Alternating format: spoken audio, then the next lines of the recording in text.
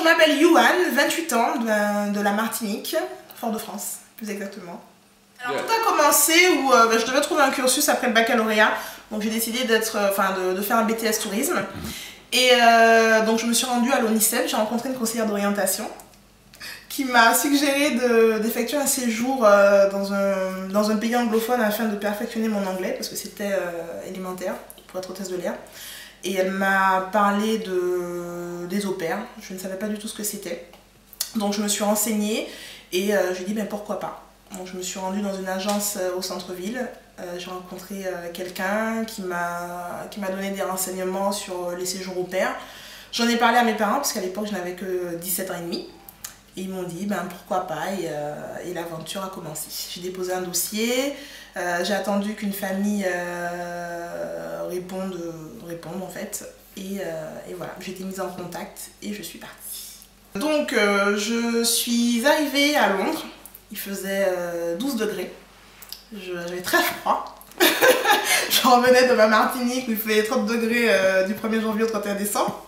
Donc j'avais très froid et j'étais très triste. C'est la première fois que je partais loin de ma famille. Et donc je suis arrivée chez la famille Sokan. Je peux citer le nom, oui. La famille Sokan, donc c'est une famille africaine du Nigeria. Donc où il y avait le papa, la maman et les 3 petites filles. Une petite de 5 ans, une autre de 9 ans et la plus âgée qui avait 12 ans. Donc, famille très agréable, très sympathique, parlant anglais bien sûr, et moi avec mon anglais scolaire, donc good morning, how are you, au début. Et ensuite, ben, j'avais une semaine d'adaptation, donc ils m'ont expliqué ce que je devais faire, quelle était ma mission. Donc ce que je devais faire dans un premier temps, c'est m'occuper de la petite de 5 ans, je devais lui donner son petit déjeuner, l'accompagner à l'école. Là, je devais la récupérer à 16 h, je devais m'occuper de la maison, mais vraiment sommairement, faire la vaisselle le matin, faire un peu de ménage quand c'était nécessaire, repasser les vêtements des petites. Donc jusque là tout allait bien en fait. Je me rendais au cours tous les matins, du lundi au vendredi. Donc je m'occupais de la petite le matin, j'allais en cours à 11 h, je revenais à 14 h et je ressortais pour la récupérer à 16 h. Donc voilà, je m'entendais très bien avec les filles, très bien avec les parents. C'est vrai que je fréquentais d'autres jeunes filles au pair qui étaient dans le même cas que moi, qui avaient des tâches beaucoup plus, beaucoup plus sérieuses que les miennes, telles que s'occuper d'enfants en bas âge, de bébés, avaient des difficultés avec la famille. C'est vrai que je ne suis pas vraiment concernée, à part le caractère des parents, donc il fallait faire avec, parce qu'ils avaient une culture différente de la mienne.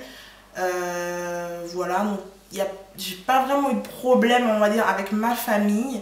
Ils ne me demandaient pas plus que ce qui était prévu au contrat, tel que faire la vaisselle le matin, repasser les vêtements des petites et accompagner la petite de 5 ans à l'école et la récupérer.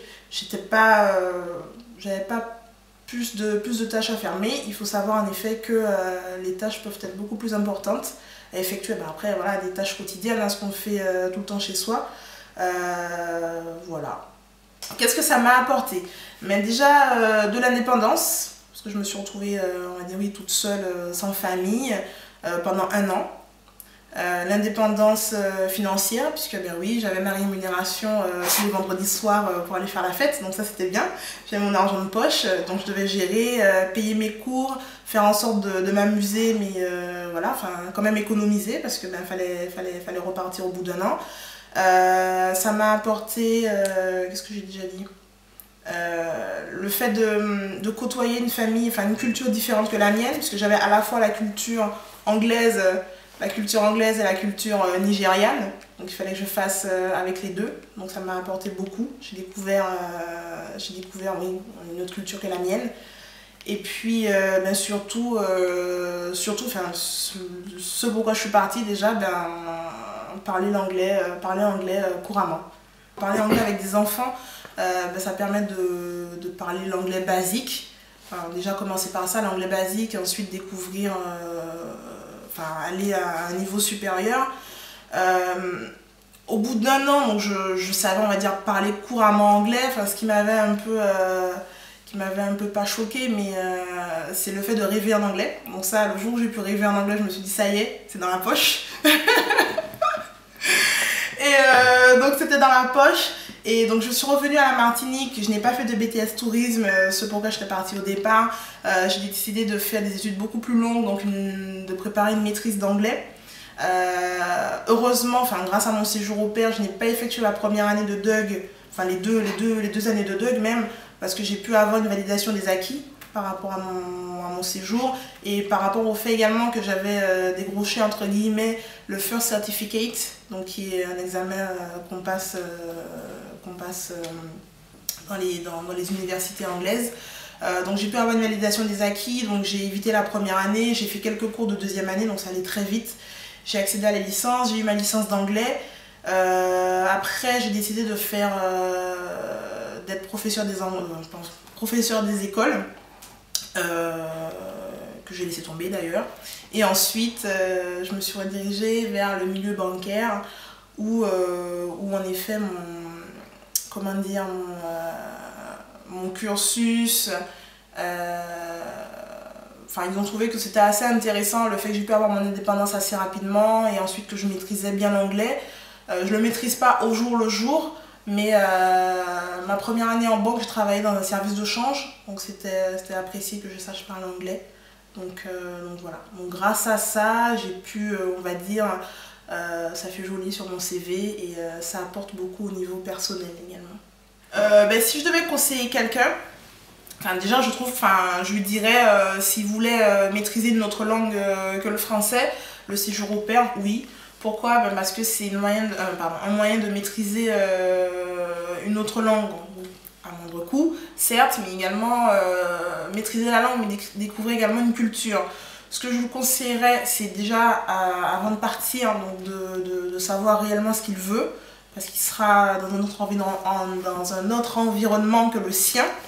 C'est très important. Il sait qu'il part pour étudier une langue, mais il sait qu'il part également dans une famille où il aura des responsabilités auxquelles il devra faire face. Donc c'est déjà pouvoir gérer tout ça, mais également s'il y a des difficultés, donc communiquer avec sa famille, parce qu'il faut savoir que oui, tout n'est pas rose. Qu'il y a des familles qui auront tendance à vouloir profiter de cette opportunité à moindre coût. Donc discuter avec la famille, leur expliquer les raisons pour lesquelles on est dans leur foyer, etc. Donc il n'y a pas de souci à avoir par rapport à... Une fois qu'on a pu discuter avec la famille, donc c'est soit ça passe ou soit ça casse, mais à ce moment-là on est redirigé vers une autre famille, donc tout se passe bien. Et également éviter, je voulais dire, on part pour une langue, donc éviter de communiquer en français avec les autres au pair éventuellement ou d'autres personnes parlant français, puisque au bout du séjour, on sait à moitié parler anglais. On a à moitié réussi son objectif. Mais en tout cas, le séjour au pair, c'est une très bonne expérience, très belle expérience à faire. Mais voilà, en sachant exactement ce pourquoi on part, quoi. C'est ce que je pourrais dire.